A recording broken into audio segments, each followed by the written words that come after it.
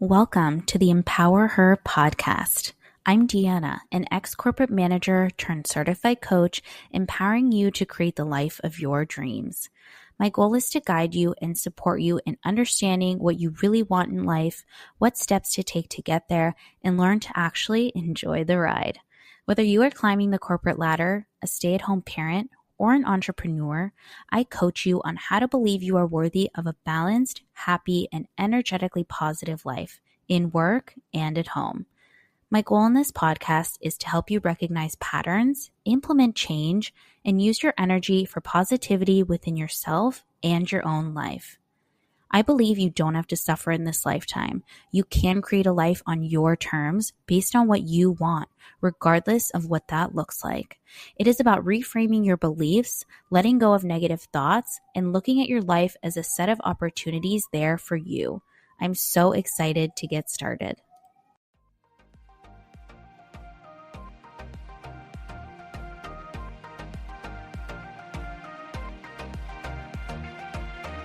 Hello, and welcome back to the Empower Her podcast. I can't believe it's November, so happy November. So far, I've been enjoying fall. I know you, if you follow me on the newsletter and on Instagram, you know I'm doing like a falling in love with fall sort of vibe. So I've been really enjoying it, doing the small things like being outside. It's helped that the weather's been nice, I'll be honest. Like it's been like in the 50s to like low 60s. Like maybe 60, 61, but the sun is shining. So, oh my God, there's nothing better than the sun shining. So that's really helped. But like, you know, going on little coffee dates, walking outside, doing things like that, it's really helped my mood and really just helped me embrace fall. And I'm just being super positive about it and really enjoying it. So I'm excited. I've also been doing vlogs on social media, on TikTok, and I post them on Instagram as well. That's been surprisingly fun because I never thought I would be someone that liked doing vlogs. I also just thought like, oh, my life is not that interesting. I just like work and go to the gym and spend time with my husband and eat and sleep, and that's pretty much it. But I have been posting more. So if you haven't seen those, go check them out and let me know what you think. And I was posting some of my wedding content on socials. I did that episode last week. And when I posted about it, I got a question about dating. And fun fact, I love talking about dating. I was a master dater. Okay. Master.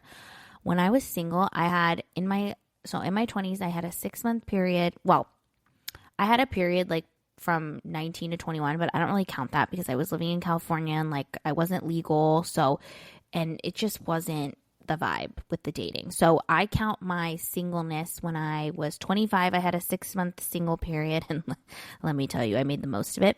And then when I was 27 to 28, I had a 1.5-year single period and I loved it. I was obsessed.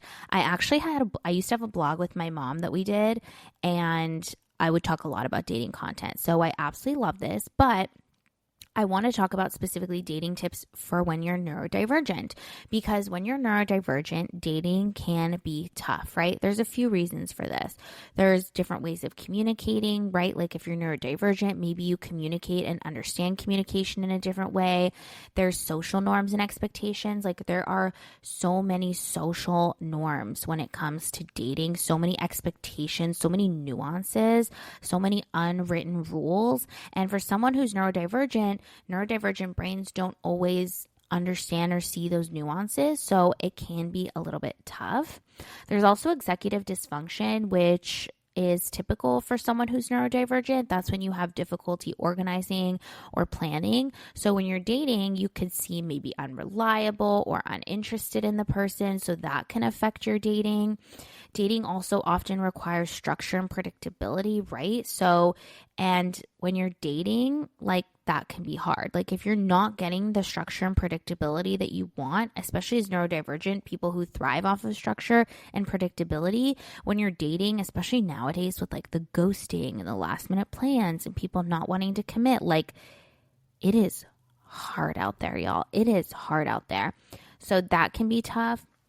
Neurodivergent individuals are also often quite direct in the way that they communicate, and they're super authentic, which again, unfortunately, isn't always present in the dating sphere, right? People aren't always direct and authentic. Sometimes they're quite the opposite, which can make anyone rip their hair out when it comes to dating.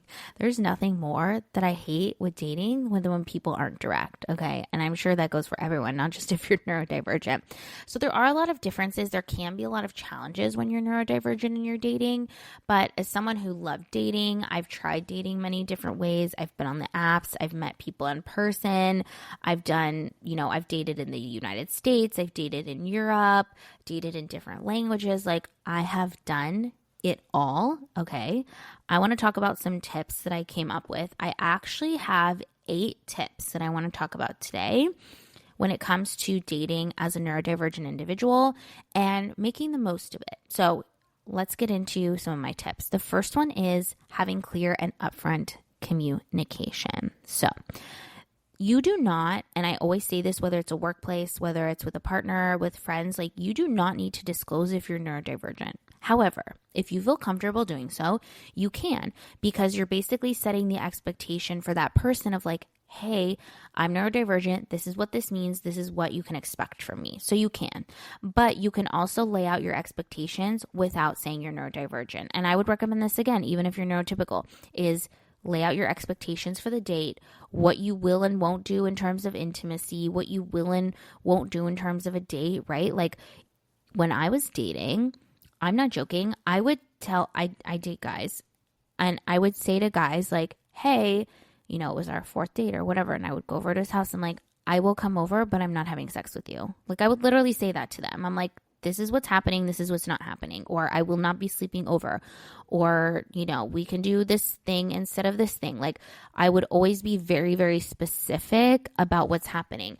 If it was a first date, I would always have a rule of like no more than an hour for a first date, especially if it was off an app, because you just don't know if you have chemistry with that person. You don't know, how you feel. And I would always let them know and say, hey, I have plans, so we can hang out for an hour or whatever it is. Like, be super specific, clear, and upfront about your communication. And listen, if they don't appreciate that, then that's not your person. Then you can move on faster. Think about it this way. And this is like a really good tactic that I used, is you want to say things to try to eliminate people as fast as possible. You want to weed out the people that are wrong for you as quick as possible. So say things that you think could weed them out. And then if it doesn't, then you're good to go. And I'm not saying like be rude or anything like that. I'm not saying that. But like, again, be very specific and upfront and clear with your communication. The second thing, which goes in tandem with this, is set boundaries. So this means saying no when something doesn't serve you. It means leaving a date when you feel uncomfortable. It means saying only yes to what feels good to you, right? You're in control of dating. And I think oftentimes, especially as women, we feel like we're not in control because, oh, the guy texts you first. You have to wait for him to text or call you. He's the one that decides the plans, whatever. But you can still have boundaries and set expectations for what it is that you want. You can still make decisions. You can say no when you don't like a restaurant that they picked because you don't eat sushi and it's a sushi place, right? Like, there are boundaries that you can set, and it's absolutely okay. So make sure that you first understand what your boundaries are. I would even make a list of this. Like, this is before you even date anybody. You should just make a general boundaries list of like what you will and won't do, what are things that are non-negotiables for you. And I'm not talking about like the person itself. I'm talking about the way that you date. And it's really going to help you when you actually are dating. So number 3 is utilizing dating apps. So dating apps, I know a lot of people shit on dating apps. I personally loved dating apps. Like, I loved dating apps. I loved being on them. I had a lot of success with them. And I'm not saying it's easy, right? Like, I'm not saying it's easy. There was a lot of really shitty people. There was catfishes. There was people that I found ended up having, girlfriends and wives, and they were on the apps. Like, there was those things, right? There was the pen pals who didn't want to get off. There was all of those things. But I try to look at the positive, and I did have a lot of relationships come out of it, like people I went on multiple dates with. That's what I mean. And it was really great. And especially for neurodivergent individuals who maybe have high social anxiety, maybe feel uncomfortable in social settings, maybe get overstimulated easily, maybe you're introverted, dating apps can be a really great option, right? Because you have the opportunity to look at people. You can think on your own in your privacy of your own home. You can decide when to talk with them. You can feel them out a little bit, which I always did. Like I would always make sure I would feel someone out, like while we were texting on the app before I met up with them in person. And again, this was the time where I was setting clear expectations. I was trying to weed out who those people were that I wanted to go on a date with and who they weren't. So I would talk about certain topics, right? Like for me, politics, social issues, like that's a big issue. And I'm not going to go on a date with you if we don't align in those things, right? Like I'm just not going to do that. Unless like, you're not looking to be in a relationship, you just want to have some fun, then obviously different topics are going to be a non-negotiable for you, but you get the point. So dating apps, if used correctly, can be really great. I wouldn't recommend being on dating apps like every day, all the time. I know Tinks talks about this of doing like 5 or 10 minutes a day and just kind of swiping and then seeing what happens. And then obviously if you match with someone, they text you whatever, you could talk to them, but not spending too much time. I really like dating apps as a sort of extra to meeting in person, because I find that a lot of people who just rely on dating apps, and again, this is nuanced, but generally what I see is people who rely on dating apps almost exclusively, they don't put as much of an effort in person. And I still think that you should try to put an effort in person, whether it's friends of friends, whether it's you go to a class that you really like, or you just talk to someone in line at the coffee shop, like whatever it is, like use those opportunities to also meet people. But dating apps can be a really good supplement and really complementary to your dating. So I definitely recommend it, especially for neurodivergent individuals. Number 4 is choose comfortable environments for your dates. Okay.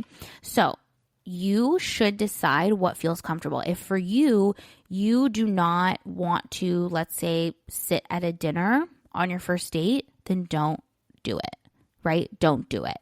If you would rather do something, let's say your back is hurting and they want to go on a walk.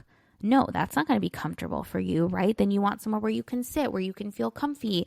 It's okay, especially again for women, like to have a say in where you're going to go on a date. You can give them guys suggestions if you're in a heterosexual, right? You can say, these are the 3 places that I love. I'd love to do this, or I'd love to either do dinner and drinks, or I'd love to do a physical activity on our first date, like whatever it is. Like you should choose a place or tell them like in a range of what it is that you want to do so that you can feel comfortable. Because if you don't feel comfortable on your date, it's not going to go well. And number 5 goes in line with this is I find that it's really helpful for people, not just neurodivergent individuals, but especially is when you do go on a date that has an activity. Okay. So it actually helps with focus.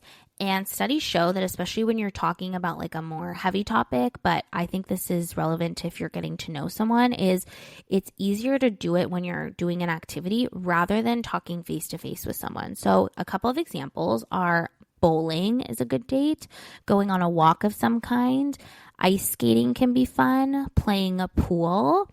There's these bars that have like board games and where you can like, you're still sitting, but at least you have like a game. A comedy show is good because you can still kind of talk during the show or like during, the different acts, but it's something interesting you guys can laugh at.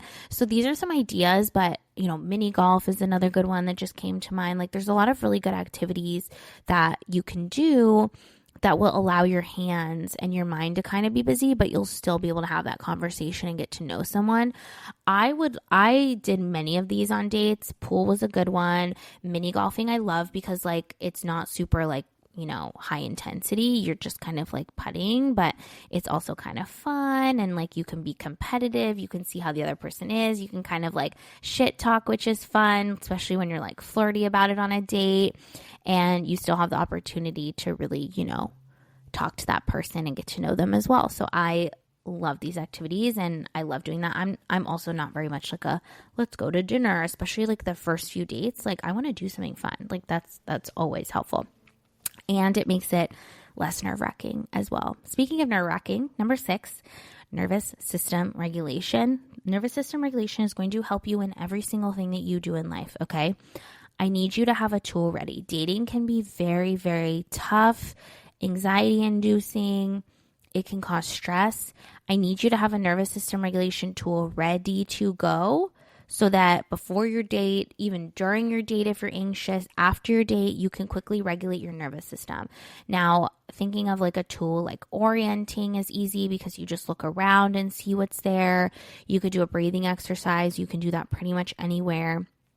But have some sort of tool that you can use, and definitely do something before the date. Do something before the actual date, because you're going to feel 10 times better and more relaxed, and therefore you're going to feel so much better.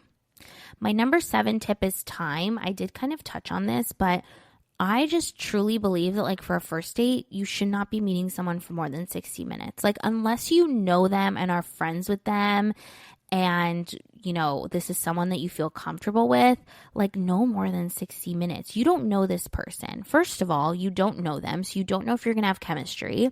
So 60 minutes is like the perfect amount of time where you can spend time with them. Within that time, you will know exactly if you have chemistry or not, if you want to see them again.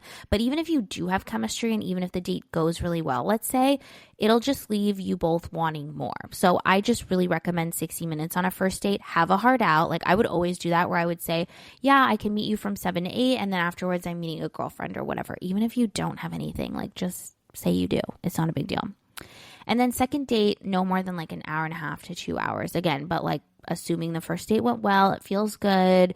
You know, I think an hour and a half for the second date, max 2 hours is really good. Again, depending on if you do an activity or, you know, what you do. But I do think the time matters, and especially for neurodivergent individuals who sometimes, you know, after a while have trouble focusing.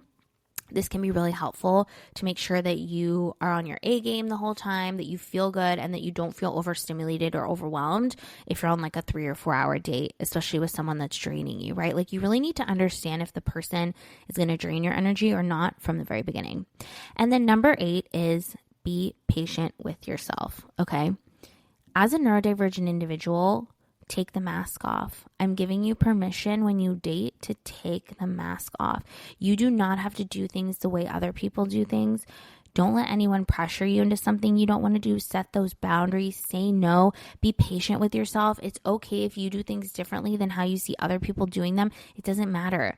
Dating is personal. Dating is so personal, and you get to decide how you want to date, what you want to do, and how you want that to look. So I just really want you to be okay with your version of dating and understand that your version of dating is enough. It's enough. It's plenty enough. Okay?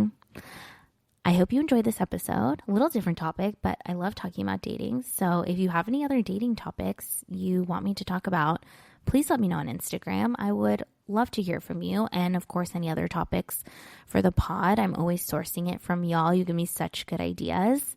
I'm so excited for November. Hope you all have an amazing week, and I'll catch you in the next episode. And if you love this episode, don't forget to follow the podcast and leave a review. And of course, you can follow me at Coach Deanna DeBolt on TikTok and Instagram. I'll catch you next time.